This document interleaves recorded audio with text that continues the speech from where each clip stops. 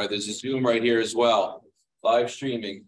Good evening and welcome to Or Torah and a night to remember Mark Grebenau. I'm Mike Diamond, the president of Or Torah.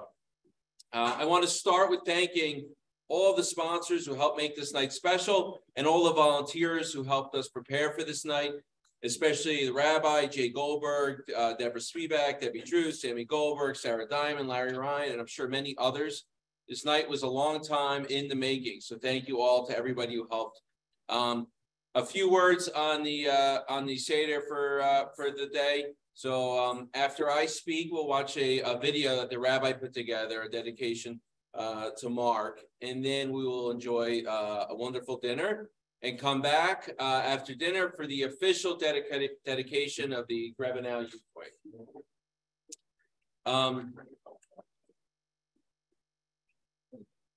Speech. Thanks, Jack. I got to be careful because one time I gave announcements, and after I was done, Mark came over to me to tell me that I said too many uhs, and then he was a Toastmaster, and then I need to, and he's right. I never went back over to him, and now I'm the president making the announcements every single week, and I'm sure saying way too many uhs.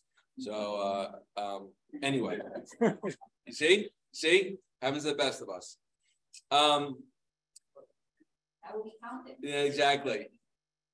We are here tonight to remember Mark, but also to celebrate his legacy. He was a key co-founder of Or Torah, but his work for our shul only began with its founding. Mark, in his unique ways, helped with almost every facet of making the shul run. I remember one time that Mark filled in for the president by making his own announcements. And for the record, there was no better time to be in shul than when Mark Grebenau got on the bima to make the president's announcements.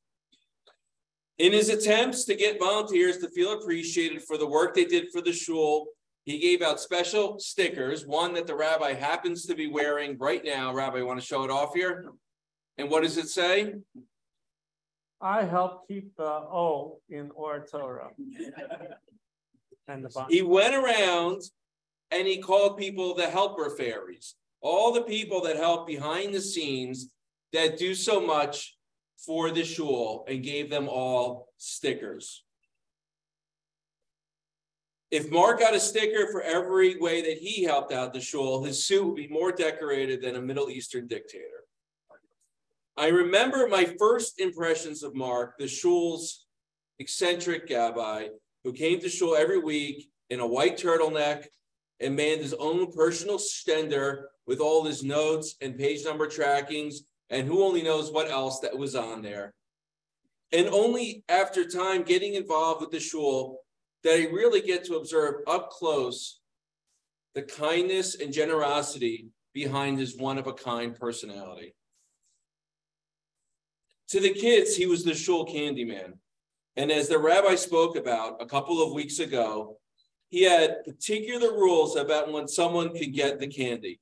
I'm pretty sure it was after Haftorah, if I'm not mistaken.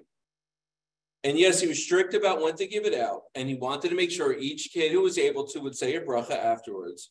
But behind the scenes, I have so many memories of the joy he had back there in the groups rooms when the children would all line up in front of Mark with his apron, and the kids would ask for the particular color that they wanted, and he looked in and was usually happy to oblige. Mark was also super strict about the sorting and collecting of recycling in the respective bins in our shul. I apologize for all the plastic today. I know this would not be one of his favorite elements of the evening. He once gave me and my girls a lesson in what the numbers on the bottom of the bottles mean with that recycling symbol. But here's the thing I only realized recently. We don't have recycling pickup in the shul. Every week he brought home those recycling bags so that he could recycle all those bottles that he collected. I'm sure I'm not going to be the only one bringing this up, but one week we had a rain shower that caught a lot of people by surprise, not Mark, of course.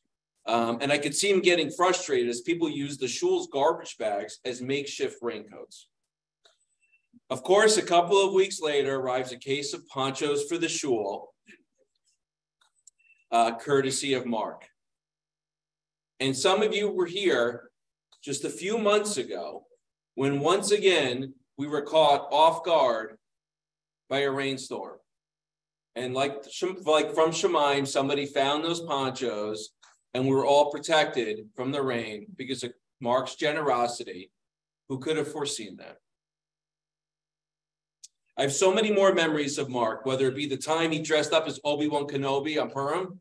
Remembers that? That was amazing. Or when he painted, or he and I actually, he not only dedicated the Bet Midrash to his mother, but then he and I painted it together.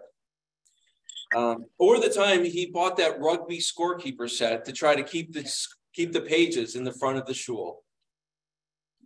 But we only have so much time to go over all these memories. Our shul, our community, and the world has gone through lots of changes in the years since Mark's passing.